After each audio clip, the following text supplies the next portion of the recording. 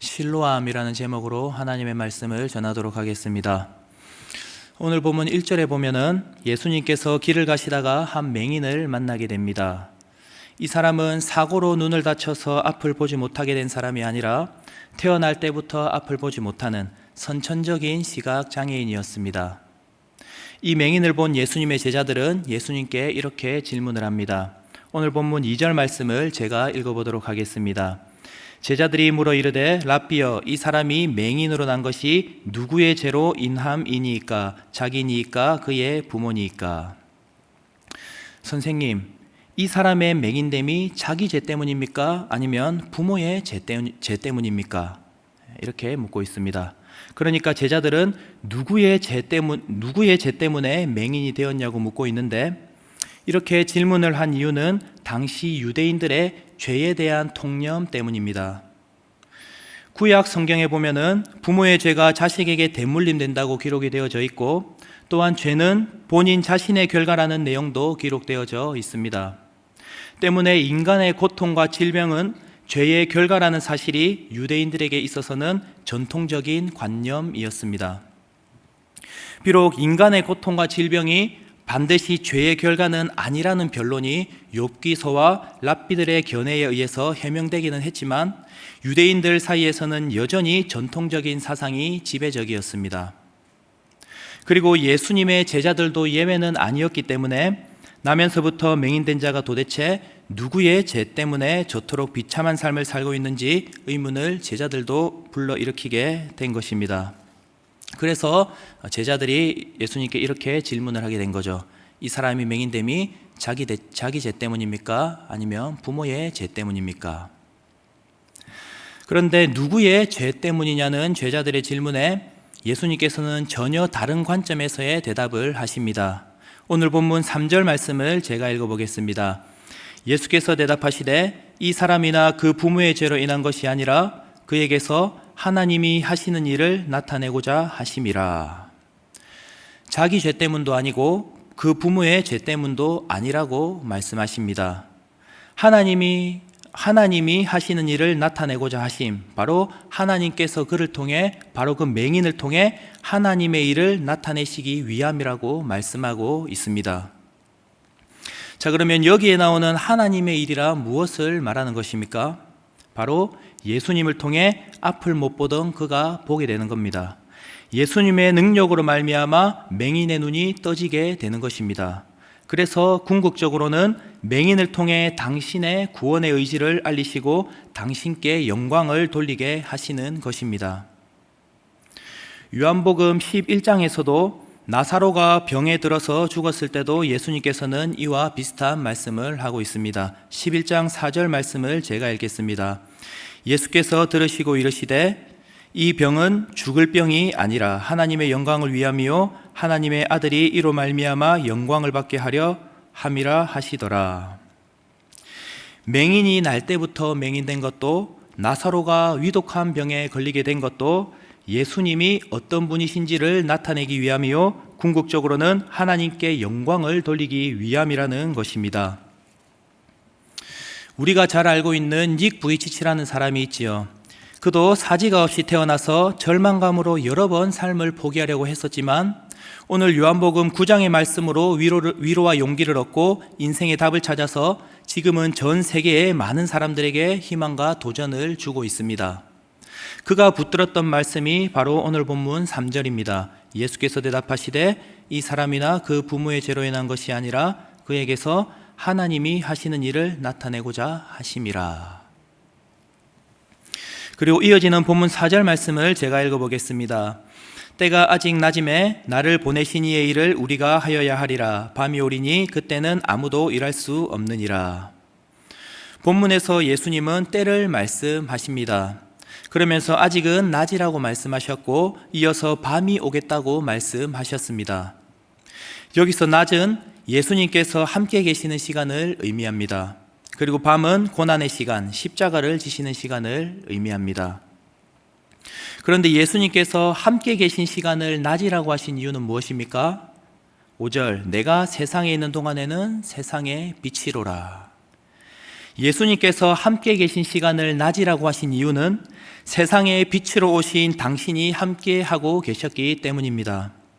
빛이신 예수님이 함께 하시기 때문에 낮이라고 말씀하신 것입니다. 그렇다면 여러분, 지금은 낮일까요, 밤일까요? 네, 지금은 낮입니다. 예수님의 영인 성령께서 우리 안에 계시기 때문입니다. 성령께서 우리의 길을 인도해주고 계시기 때문에 지금은 낮입니다. 그러므로 우리는 낮인 지금 하나님의 일을 해야 하는 것입니다. 때가 아직 낮음에 나를 보내신 이의 일을 우리가 하여야 하리라. 밤이 오리니 그때는 아무도 일할 수 없느니라. 우리에게 밤은 종말의 때이고 그때는 아무것도 할 수가 없기 때문입니다. 그런데 여기서 하여야 하리라, 해야 한다라는 동사, 헬라어 데이라고 하는 동사는 피할 수 없는 필연적인 사실을 표현할 때만 사용된 동사입니다. 그러니까 하나님의 일을 하는 것은 해도 되고 안 해도 되는 것이 아니라 그리스도인이라면 반드시 감당해야 하는 사명이라는 것입니다. 예수님께서는 하나님의 뜻을 이루기 위해 십자가를 지셨고 제자들은 반드시 예수님의 십자가를 지고 주를 따라야 하는 거죠.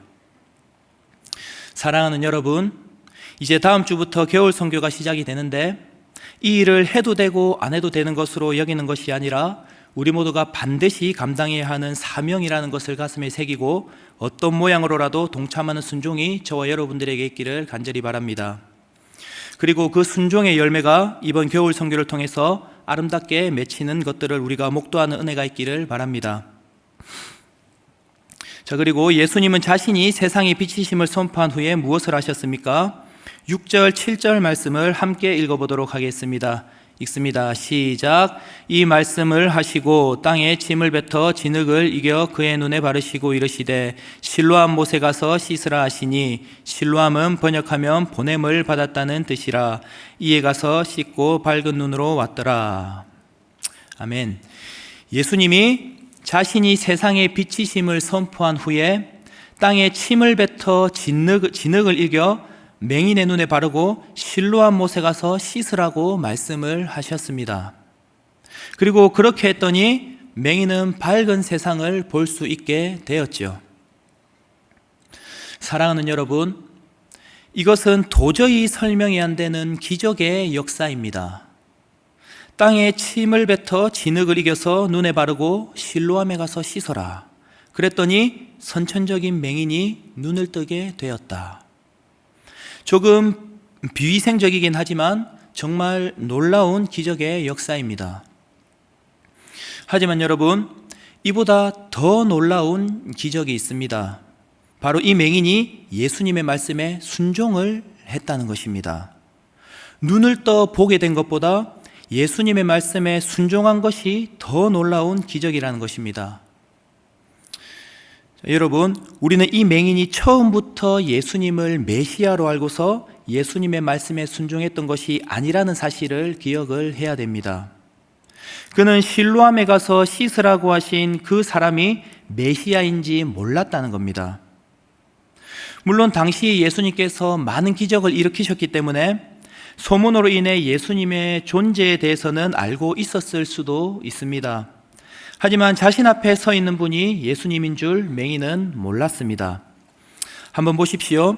11절에 보면 누가 너의 눈을 뜨게 했느냐고 물었을 때 그는 예수라 하는 그 사람이 진흙을 이겨 내 눈에 바르고 나더러 실로암에 가서 씻으라 하기에 가서 씻었더니 보게 되었노라 라고 했습니다. 또한 25절에서 바리새인들이 예수는 죄인이니 너는 하나님께 영광을 돌리라 라고 했을 때에 그는 그가 죄인인지 내가 알지 못하나 한 가지 아는 것은 내가 맹인으로 있다가 지금은 보는 것이니이다 라고 대답을 했습니다.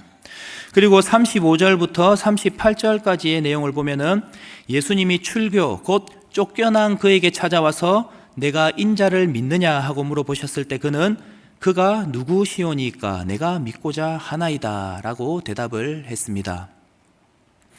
그러니까 이 말들을 종합해 볼 때에 그가 처음부터 예수님을 세상의 빛으로 오신 분으로 믿고 순종한 것이 아니라는 것입니다.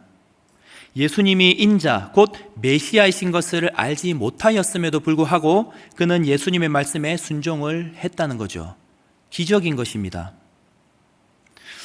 사랑하는 여러분, 이것은 그가 택함 받은 백성임을 나타내고 있는 겁니다. 하나님의 택하심을 입고 은혜를 입은 백성이기 때문에 성령께서 그로 하여금 그렇게 순종하게 하신 것입니다. 여러분, 바로 이것이 하나님이 역사하시는 방법입니다. 바로 이것이 하나님께서 역사하시는 방법인 줄로 믿습니다. 먼저 찾아오셔서 순종하게 하시는 겁니다. 마찬가지로 저와 여러분들도 이렇게 택하심을 입고 은혜를 입어서 오늘 이 자리에 나와서 예배하고 있는 거 아닙니까? 맹인이 눈을 뜬 기적보다 더 큰 기적을 경험한 자들인 줄로 믿고 하나님 앞에 날마다 감사함으로서는 저와 여러분들이 되기를 바랍니다. 그리고 우리가 마지막으로 한 가지 더 주목하고자 하는 것은 예수님께서 그냥 낫게 해주실 수도 있었을 텐데 왜 하필 실로암 못에 가서 눈을 씻으라고 하셨냐는 것입니다. 오늘 본문 7절 말씀을 다시 한번 제가 읽어보도록 하겠습니다. 이르시되 실로암 못에 가서 씻으라 하시니, 실로암은 번역하면 보냄을 받았다는 뜻이라. 이에 가서 씻고 밝은 눈으로 왔더라. 실로암은 본문이 밝히고 있는 대로 보냄을 받았다라는 뜻을 가지고 있습니다. 어디서부터 보냄을 받았습니까? 기혼이라고 하는 셈으로부터 보냄을 받았습니다. 그러니까 궁극적으로 이 실로암은 하나님으로부터 보냄을 받은 예수님을 의미하는 곳이었습니다.